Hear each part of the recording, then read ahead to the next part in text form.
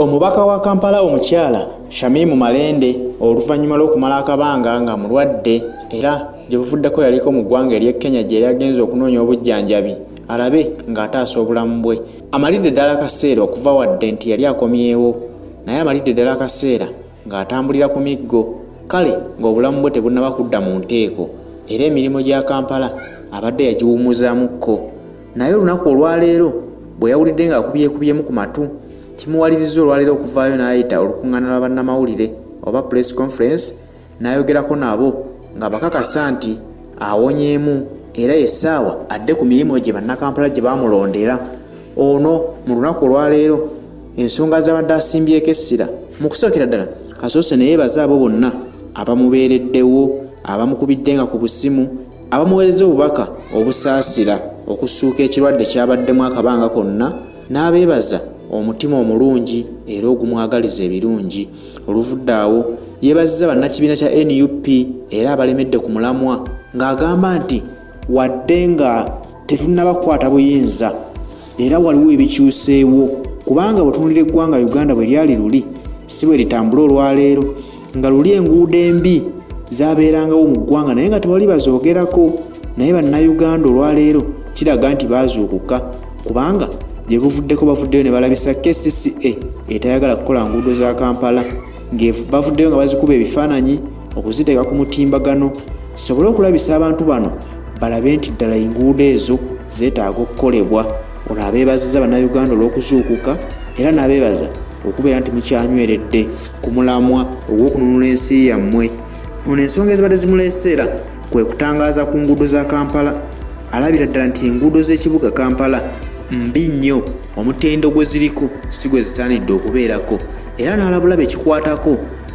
abasayininga ssente ezikola enguudo mu kibuga Kampala nti babeere beegendereza nnyo tebeetantala okukwata ku ssente ezinaaba zifulumya okukola enguudo za Kampala nti singa banaagezaako okwetantala okukwata ku ssente ezo mwetegefu okubiŋŋanga ng'agenda bakuba mu mbuga z'amateeka kubanga ebiseera ebisinga ssente z'omuwi w'omusolo zifuluma ku bintu ebiyamba eggwanga bangi munnange ne bazeezibika. Katuwulire ku bigambo bye bw'alabudde abantu bano. Nga ye capital city y'ekibuga y'ensi Uganda ng'ate enguudo embi mwe zisinga okwegiriisiza. Nkozesa omukisa guno okusookera ddala okulabula nti komiti agenda okulondebwa ku lunaku olwokuna ne chairperson wayo agenda okulondebwa abagenda okugobera ensonga z'okukola enguudo mu Kampala balina okumanya nti ensi Uganda ne banna Kampala basinga kwagala nguudo nga zikoleddwa si kulangirira bukiiko just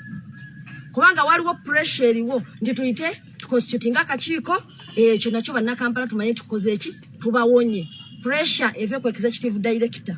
naye mugamba nga executive director wa KCCA ne timu yonna ne committee yonna nga bwe tugenda okutuula nti banna Kampala ne banna Uganda baagala kye bayita results. Ono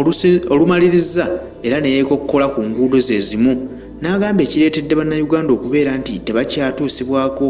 buweereza bumala enguudo zennyini mbi nnyo nnyo nga emmotoka kazibe za gavumenti zennyini nti emmotoka yandibadde etambulira essaawa 2 okutwala obuyambi obwetaaga oba omulwadde w'eddwaliro oba okutwala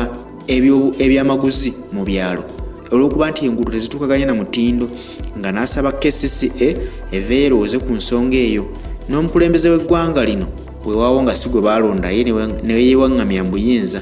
ssente zino ezirina okukola enguudo za Kampala yazisayiningako ebbanga eriyise kati kitutte emyaka 3 nga ssente ezo zisayiningiddwa nti enguudo za Kampala zikolebwe naye nga ne gye buli eno tebamanyi kikiriwo. Beebuuza kiva ku mukulembeze nga ssente teyaziwaayo nga yabaguumaaza era nabagambye bwe kiba nga ddala ssente zaafuluma lwaki bekikwatako tebakola nguudo zino era bwe ziba tezaafuluma lwaki baguumaaza bannayuganda. Omubaka Shamimu Malende abadde mukambwe nnyo ng'agamba nti singa ekintu kino kinaali kikyusiddwamu tagenda kutuula butuuzi mu ofiisi asirike wabula keekadde aveeyo afungize ng'omukyala yalondebwa abantu agenda kulaba nti Kampala ebbanga lyasigadde ku bukulembeze Kampala amuleka akyuse kubanga abakyala bayitiridde okuvaamu embuto olw'ebinnya ebiri mu nguudo ate ye nga maama kuba naye mukyala kimukwatako nnyo okulaba nga mukyala munne avuddemu olubuto ne beebuuza nti olubuto ki ekiruggyemu nti bodaboda emukubye mu kinnya ebyo yavuddeyo okulwanirira. Era maama tukusaba olemere ku nsonga, tusaba byoyogedde biteekebwe mu nkola, era bannayuganda balabe ku bibala byo bategeere nti abakulonda tebakola loosi. Tukwagaliza olugendo olulungi mu ekyo kyoyolekedde, era kankakase nti bw'onooba onyweredde ku mazima ogenda kukiggusa. Tetwagala gavumenti eveeyo egambe nti tukoze enguudo zino tubayambye, tukube engalo nti bakoze. Twagala enguudo zikolebwe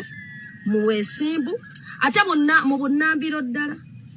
nga bwe nabagambye nti kubanga abantu bakola ki, basasula emisolo era bali entitled ku good service. Kya buswavu nti etteeka lino